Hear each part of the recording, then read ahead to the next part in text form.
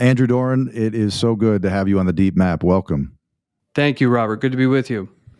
I want to start with, I think, a great little anecdote that maybe in a nutshell explains you to the world. I remember getting text messages from you in the summer of 2017, if I'm correct, when you were, as a freelance journalist between various jobs, out in Iraq and Syria reporting on the war against ISIS.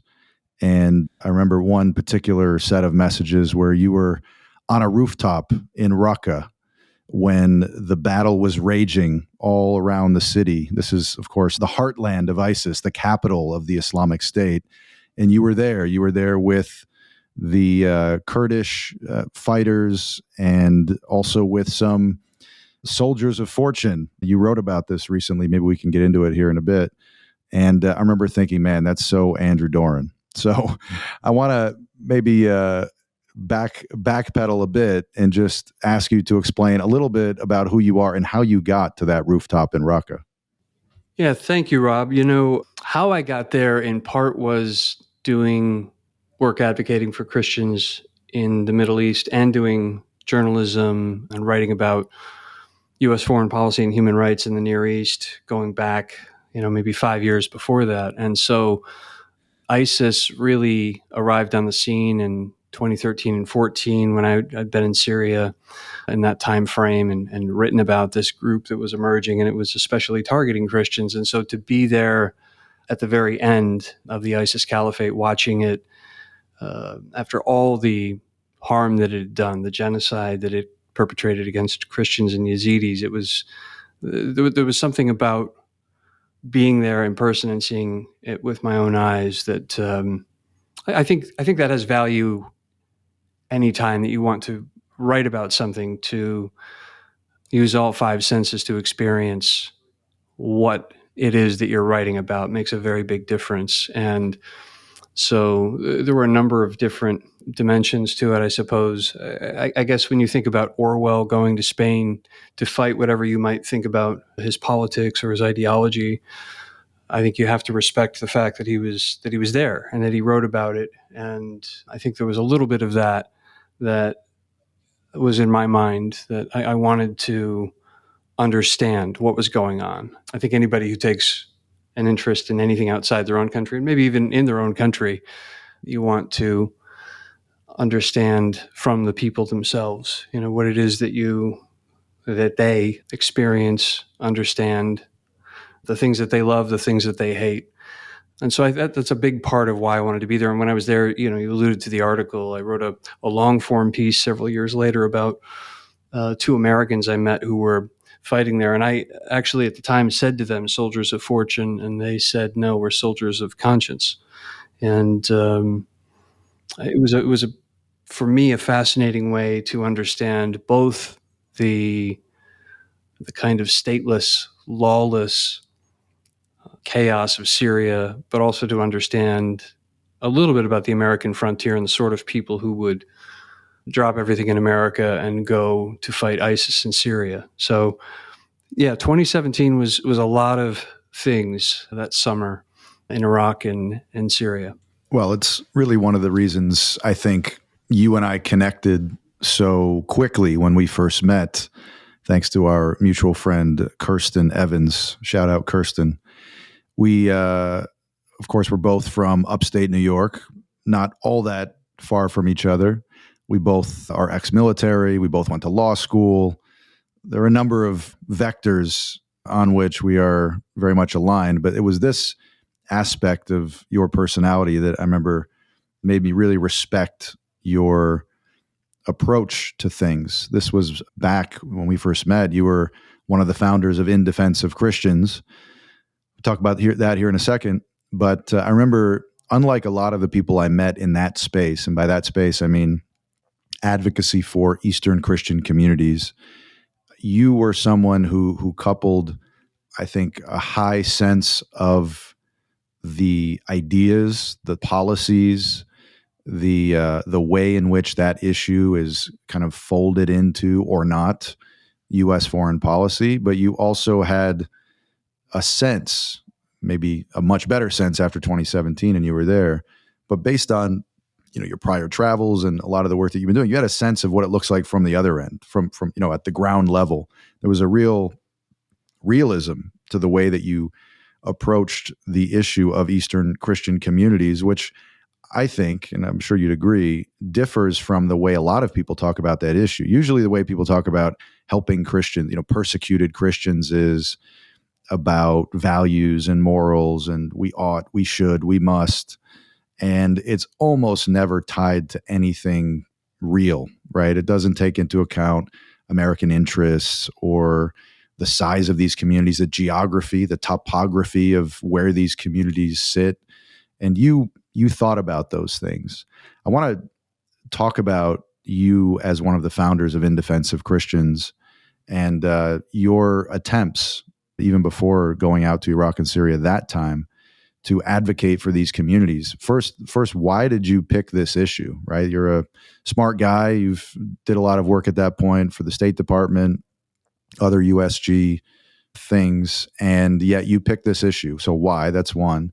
And then two, what was, when you were helping to found In Defense of Christians, how were you thinking about the strategy? Well, just brass tacks. People are suffering. We need to do something. How do we go about doing it effectively? What was your answer to that question? Yeah, that's a great question, Robert. I think the first part of the answer is that Americans are very strongly instilled, whether they know it or not, with Enlightenment universalist values, very often abstract values, which they want to export around the world. And that's very noble. Most of the time that's noble. But it doesn't really have any place in pre-Enlightenment societies or states where subnational identities tend to be the most dominant identities, tribal or religious identities. And so the Middle East is very much like that, as you know. And so I think it was important to understand practically what is it that we can do. And one of the first projects that you and I worked on together, Philos and IDC worked on, was a very practical proposal building on what the Iraqis themselves had politically proposed prior to the arrival of ISIS to federate and decentralize the Iraqi state. That didn't happen in time, and we saw what happened in 2014 and 15 with an ISIS caliphate overrunning an over-centralized and fragile Iraqi state.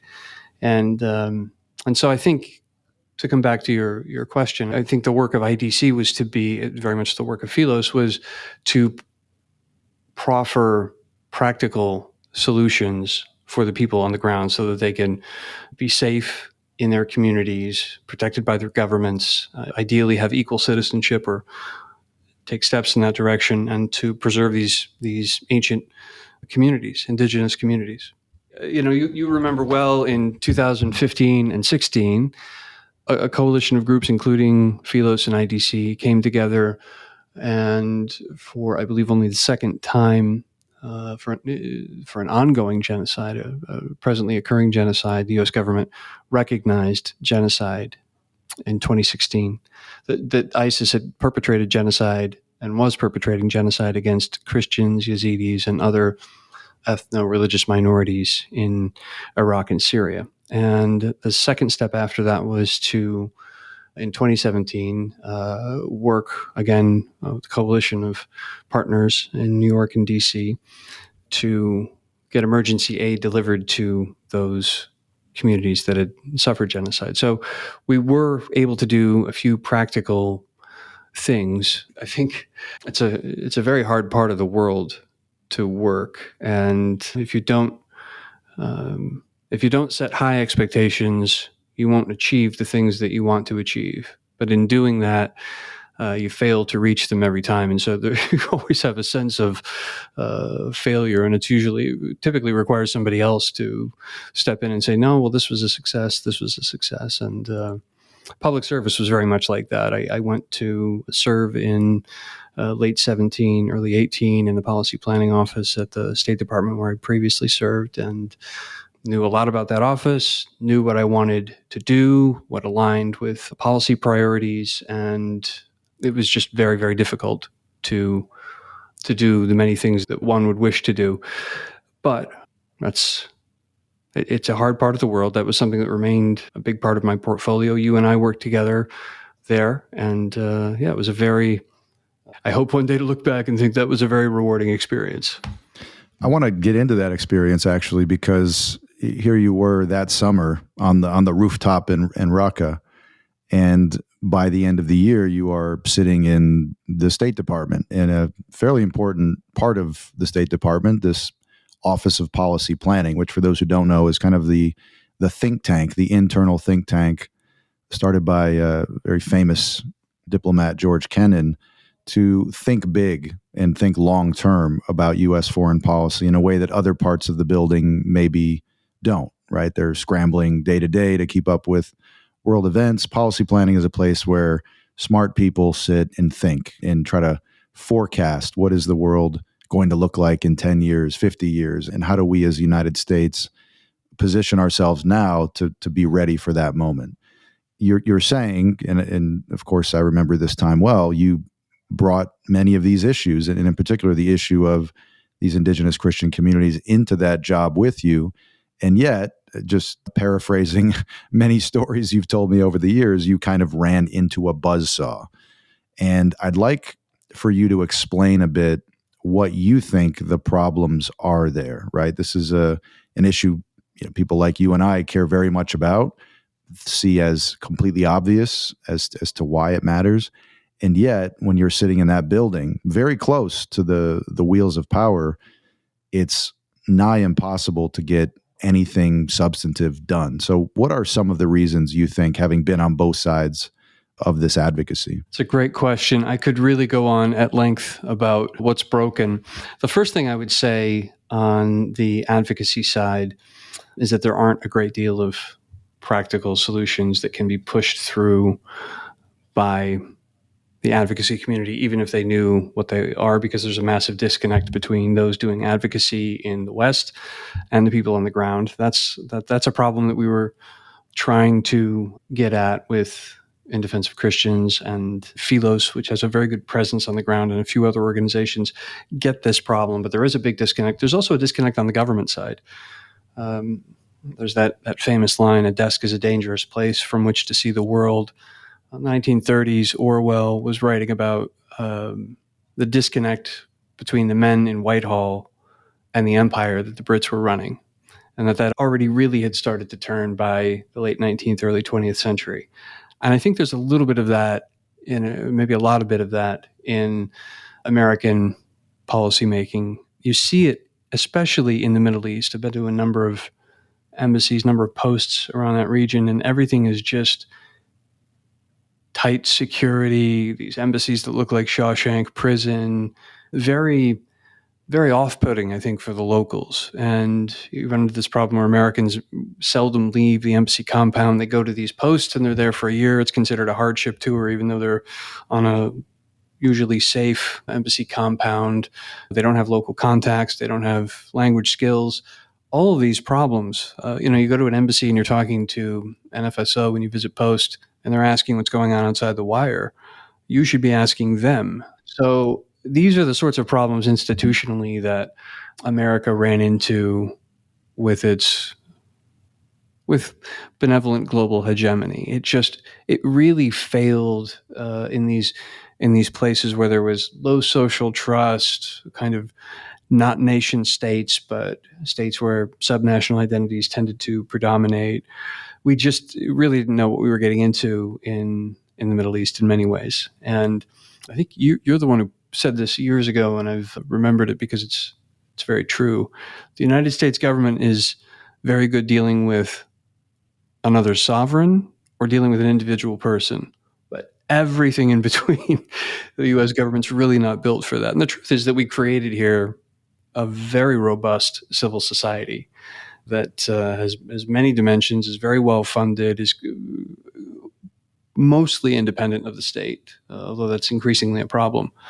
And we don't really know how to bring a lot of those institutions to bear overseas. Although I will say that many missionary and other charitable organizations do it on their own independently and quite effectively. But in terms of getting, what people in nonprofit or advocacy space are getting wrong, it's probably a short list compared to the many things that they get right. I would say on the government side, there are things that I think governments just simply cannot do that we thought that we could do because we were looking in the Middle East to replicate American society, American democracy, more as de Tocqueville meant it, I think, something more than a political machine. That's what we wanted to replicate in the Near East. And we failed. And we failed because I think we just simply didn't understand what it was that we were looking at. Pre-modern tribal societies with very strong religious identities, but in places where universal enlightenment values had not yet sunk in. And there hasn't been an enlightenment in the Near East. I think it's typically how the Westerners would see it. Andrew, I want to ask you about one country in particular, one that both you and I care very much about, and maybe use it as a test case for some of what we're talking about. And that country's Lebanon, right? For those who aren't familiar with the Near East, Lebanon is just north of Israel, south and west of Syria, a country that was historically a thing, you could say, inside the Ottoman Empire, very well known for its Christian communities, especially its Maronite Christian communities, who had more or less taken refuge in this mountainous corner of the region, right on the Mediterranean, away from the various Muslim empires in the valley. It was founded, however, after World War I, like so many other states in this region. Andrew, you and I have worked on this quite a bit. I think you probably even more than I have. Inside government and outside. And I want to maybe use that as a vehicle for talking about this gap between, the nonprofit world, the advocacy world, NGOs, and U.S. government. It's an excellent question, Robert. And I think for anyone who hasn't read The Arabists by Robert Kaplan or Special Providence by Walter Russell Mead, they're very much worth reading, especially The Arabists, which tells this story of American missionaries in the early 19th century who settled in Lebanon and created the first modern university system in the Middle East. And those missionaries, over generations, ended up becoming professors and then eventually diplomats at the State Department. And it's a fascinating story over about 150 years. Lebanon is a very, very hard case for U.S. foreign policy. It's a place where we've invested a great deal of civil society resources, government resources, more recently military resources to help stabilize the country through the Lebanese armed forces, which are the legitimate military force of the government, in theory as a counterbalance to Hezbollah, which is a very strong military presence, even though it's a non-state actor. Lebanon, it's a country, there's nothing else like it in the world, really. You have Sunni, Shia, and Christian with some Druze and other communities, but those three communities make up the largest, and Sunni, Shia, and Christian. And it's an extremely hard problem for a whole slew of reasons, not the least of which is that our long game strategy there has been to try to make an ally of time, waiting out Iran, waiting out Hezbollah. And Iran has had itself a long game strategy, not just waiting out the United States, but preying upon the corruption of a handful of Lebanese elites. And slowly they have been killing what is and has been a pluralistic, democratic society with equal citizenship and religious freedom. And for a time, a great deal of economic prosperity in the Middle East.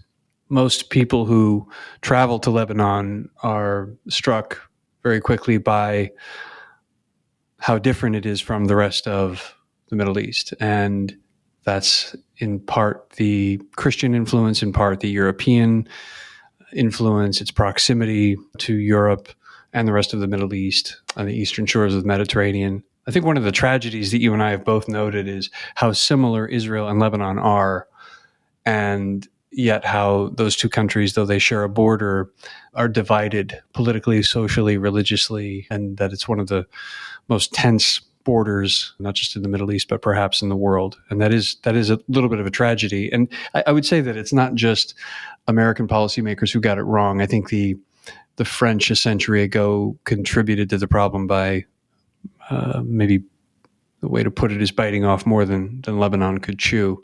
The original Lebanon, if it had been smaller or decentralized or federated, probably would have been able to sustain greater stability. But the Iranians have, I think, really understood how to prey on what ought to be the strengths of Lebanon. It's a multi-confessional state, it's pluralistic, open society it was a much more open society, and they really preyed on that through corruption, bribes, and the persistent threat of the resistance narrative, going against the resistance narrative, which Hezbollah has used even after Israel pulled out of the south of Lebanon in 2000 to remain in power. That's the justification for their having arms, having rockets, having missiles. So it really is kind of as we're watching over the last few years, we're watching a tragedy unfold in Lebanon. And it's been very painful for those of us who love that country and would wish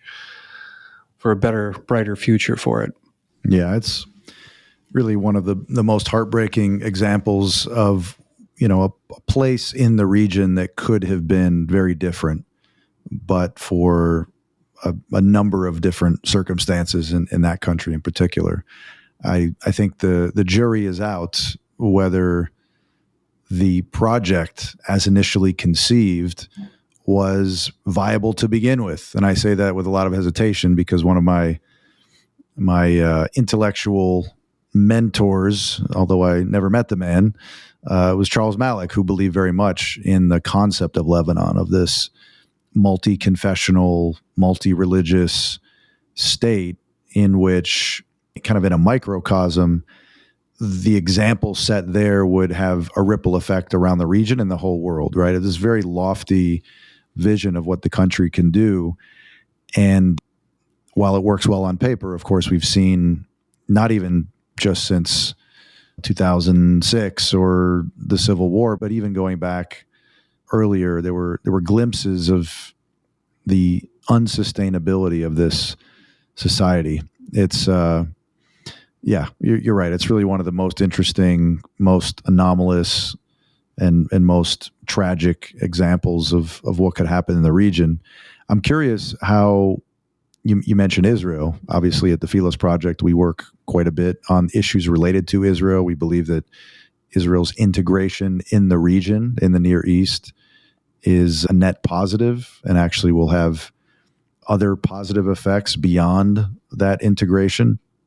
But the relationship between Lebanon and Israel, as you mentioned, although similar in so many respects, is a negative one, right? And to the extent that U.S. policy is both pro-Israel and pluralism, these two strands of our foreign policy have sometimes been at odds. How did that manifest as you worked on the Lebanon issue inside government, or even more generally, like how you see these two things touching?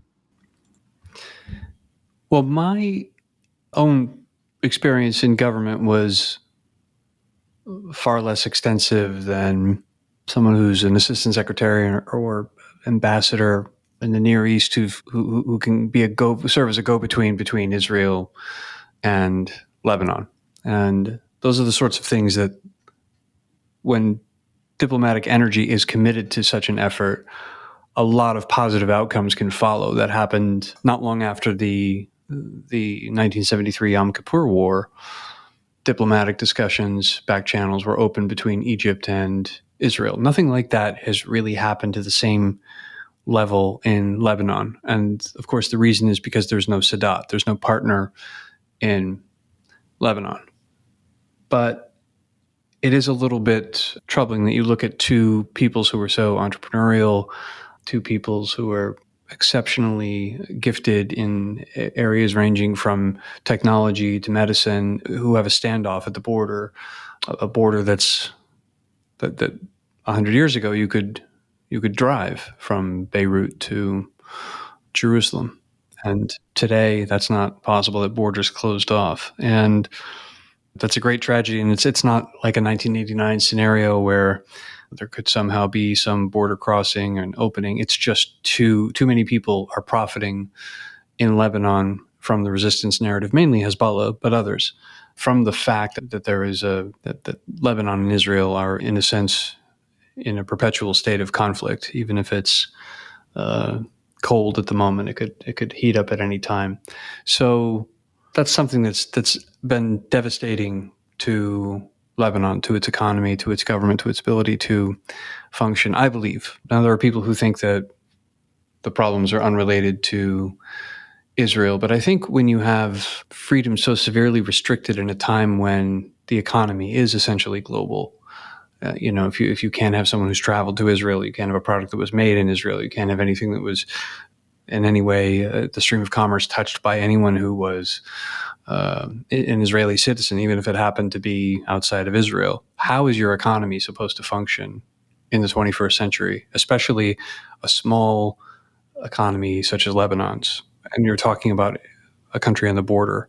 I don't know that we've necessarily seen all the economic benefits that will come from the Abraham Accords yet. I don't even think we've really begun to scratch the surface. But can you imagine, with the talent that exists in a place like Lebanon, what would follow from, and I get that this is completely impossible, but just imagine for a moment what would happen. And so how quickly Lebanon's economy could bounce back. Yeah, it's a great thought experiment, and one that I've done often in my head. I mean, it's on paper completely obvious what the benefits would be, how that would go. It's in so many ways a match made in heaven. I mean, they're separated by the thinnest of lines. The geography is similar. The culture is very similar, and yet the country that one would think would have been the first country to sign a peace treaty with Israel is still to this day at war, technically, with this country. I want to trace that line to Tehran, because so much of U.S. policy now under several administrations in the region has been tied up to some extent or other on the administration's view on Iran, right? How to counter it or negotiate with it. Curious what you've seen in the years since you've been paying attention to this, working on this, what the United States has gotten right, what it's gotten wrong, and where, if you're able to, you see things going in just the near term. Let's put aside the medium and long term, but in terms of the possibility of, you hear talk of Israeli military strikes and sanctioned or not by the United States. Iran policy, good, bad, where do you think it might go? It depends on how far back you want to go. I would say going back to 1952 and 53 and doing a few things a little bit differently would have benefited the relationship. But if you went back in time 45 years, let's say it's 1978, and told a Foreign Service officer at the embassy in Tehran or someone at the National Security Council or someone at the State Department that 45 years later that Iran would be the greatest threat to Israel and that Israel would have signed accords with several Sunni states and that there was a path that one could see just over the horizon of Israel normalizing relations with Saudi Arabia, they would have said that you were completely insane. They would have said Iran is the best friend. And yet for all of our lifetime, Iran and Israel have been at a de facto state of war, or certainly heightened tensions. So things can, de facto state of war frequently through proxies. Hezbollah was stood up by 82, 83, certainly the nucleus of it was there. So Iran was operating very effectively there. I would say that the U.S. has not, starting with the Marine barracks attack in 83, done a very good job of responding militarily. A doctrine of indirect response is something that should have been in place so that we could hold accountable those who perpetrated terrorist acts, such as Iran and against our embassy and the Marines and the Marine peacekeepers in 1983. So Iran really has gotten away with a great deal in the Middle East by operating through proxies. And it's certainly not reasonable to expect that the United States would respond militarily to every proxy terrorist act, but certainly when it's directed against U.S. citizens and U.S. interests. But I think that on the one hand, you have, and it doesn't necessarily always break down as Republican, Democrat, but certainly we've seen for the last 2 decades an inclination among Democrats to try to buy time with the regime, to make an ally of time. And on the Republican side, a tendency to ratchet up sanctions and try to put a stranglehold around the regime in the hopes of bringing it down internally. And both of those strategies at this point have failed. And I think it's fair to wonder, with Iran on the brink of getting a nuclear weapon, if we would have been better off just picking one or the other and going all in. And I think the answer is probably yes. There are instances when playing the long game, buying time, and choosing an option other than war can pay off. The Cold War is an example of that. There was never a direct conflict between the Soviet Union and the United States. And there were several instances, including 1956, where there was talk of military intervention, and there were people who wanted to roll back communism. It probably would have been disastrous and ended up in a nuclear war. So it's best that it didn't happen. But there are also times, we all know plenty of cases, where it's better to stand up to an aggressor early on. I don't know exactly what the right answer is with Iran. As a rule, if you can contain a threat and buy time, that's the best option. In the nuclear era, that's completely, well, it's not impossible, but it's certainly not ideal. And there are other areas where human rights policy and human rights prerogatives, or just wanting to do the right thing or being swept up in a moment, have had disastrous long-term consequences. One of those examples is Libya in 2011 and 12. And the decision to at least not get Gaddafi out after he'd given up his nuclear program was seen in North Korea. It was seen in Tehran. It was seen all over the world. It was seen in Russia, and everybody. It was seen in Syria. Everybody, every dictator, every regime took the same lesson away. The first was that America's word was not reliable, and that when you had a change of administrations or even changes of cabinet officials or senior officials, that was as good as America's word was and as long as it could last. The next problem was that if you're a nuclear power or an aspiring nuclear power, there is no way you're giving up your nuclear program. Why would you give it up? Everyone saw the way that Gaddafi died, and there was no interest in that. At a minimum, he should have been given the Napoleon treatment and sent to an island somewhere to die in exile, but not tortured and killed on television. And then celebrating that after that happened. We came, we saw, he died. That was not a good message to send to the world. And it really painted us into a corner. And it's frankly very typical of America. And I think the reason is we are so idealistic. We are so, because of our own origins, very much inclined to take the side of the underdog, of the revolutionary. That's the role we see ourselves. We see ourselves in every revolution, not every, but many revolutions around the world. We see ourselves in those idealists fighting for freedom. But the consequences that came out of Libya, the human rights consequences, which was the reason for going in the first place, have been absolutely disastrous. So one of the lessons of the Middle East and U.S. intervention in the Middle East, which could be gleaned from, say, Henry Kissinger's dissertation, is that stability is a worthy aim. And so bringing this back around to Lebanon, I can imagine a seasoned American diplomat in a gray flannel suit with his hands folded saying to me, "You see, Andrew, this is why you don't try to improve anything in Lebanon. This is why you just play the long game and opt for stability." And there could be wisdom in that. It's a very important point, I think, that stability although it's not necessarily sexy to the revolutionary mindset of Americans, is in many cases, though not all, a good in and of itself. I remember somebody challenged me on that once and said, really, you're willing to sacrifice everything at the altar of stability? And I said, well, first of all, not everything. Stability isn't everything, but don't underestimate the importance of stability in the life that you lead. I mean, right? I mean, there's so many things that we take for granted that would just disappear overnight if the system in which we exist somehow faltered.